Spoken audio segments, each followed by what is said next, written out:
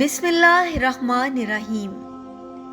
حضرت عائشہ رضی اللہ عنہا فرماتی ہیں کہ اللہ کے رسول جوتا گانٹ رہے تھے اور میں چرخہ کاٹ رہی تھی۔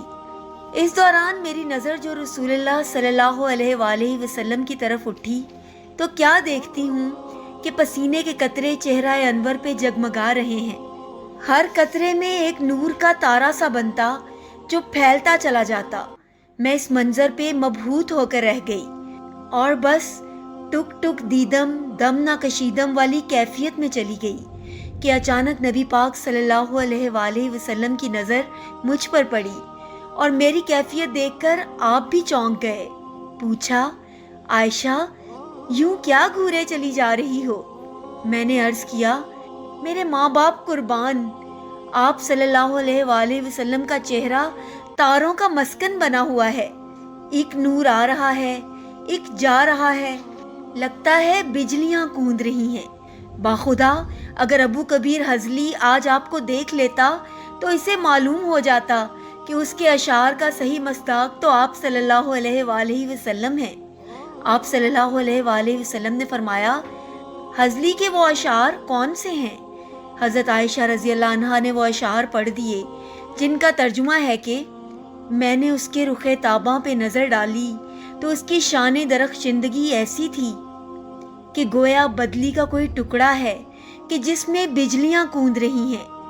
یہ سننا تھا کہ آپ صلی اللہ علیہ وآلہ وسلم نے سارا سامان ایک طرف رکھ دیا اور صدیقہ رضی اللہ عنہا کی پیشانی کو چوم کر فرمایا، عائش، جو سرور مجھے تیرے کلام نے پہنچایا ہے اس قدر سرور تجھے میرے نظارے سے حاصل نہیں ہوا ہوگا۔ یہ وہ ہستی صلی اللہ علیہ وآلہ وسلم ہے جس کو اللہ پاک قرآن میں فرماتا ہے، اے نبی تم ہماری نگاہوں میں بستے ہو، اور اللہ پاک فرماتا ہے کہ جب آپ قیام میں ہوں یا سجدہ ریز اصحاب کے درمیان سے گزر کر آ جا رہے ہوں ہم بس آپ ہی کو دیکھتے ہیں۔ خدا جس نبی کی پوری عمر کی قسمیں کھاتا ہے، عیب لوگ لگائیں تو صفتیں اللہ بیان کرتا ہے۔ اگر وہ نبی صلی اللہ علیہ وآلہ وسلم اپنی بیوی کی تعریف کا اتنا اثر لے رہے ہیں تو ہما شما تو ویسے ہی قربان ہو جائیں گے۔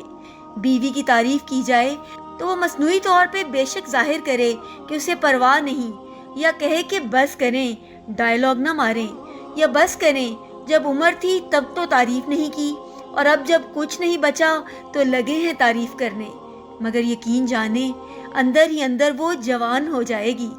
آپ جب پانی پیتے تو حضرت عائشہ رضی اللہ عنہا کو پہلے پینے کو دیتے اور پھر پانی باقی ہوتا کہ ان سے پانی چھین لیتے اور حضرت عائشہ کو دکھا کر ٹھیک وہاں منہ رکھ کر پانی پیتے جہاں حضرت عائشہ رضی اللہ عنہا نے منہ لگا کر پانی پیا ہوتا۔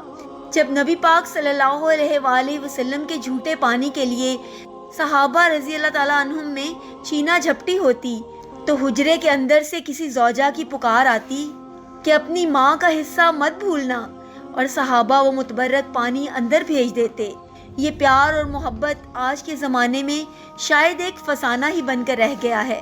امید ہے آپ کو آج کی ہماری کہانی پسند آئی ہوگی۔ ایسی ہی خوبصورت کہانیاں سننے کے لیے پلیز ہمارے چینل کو سبسکرائب کریں۔ شکریہ۔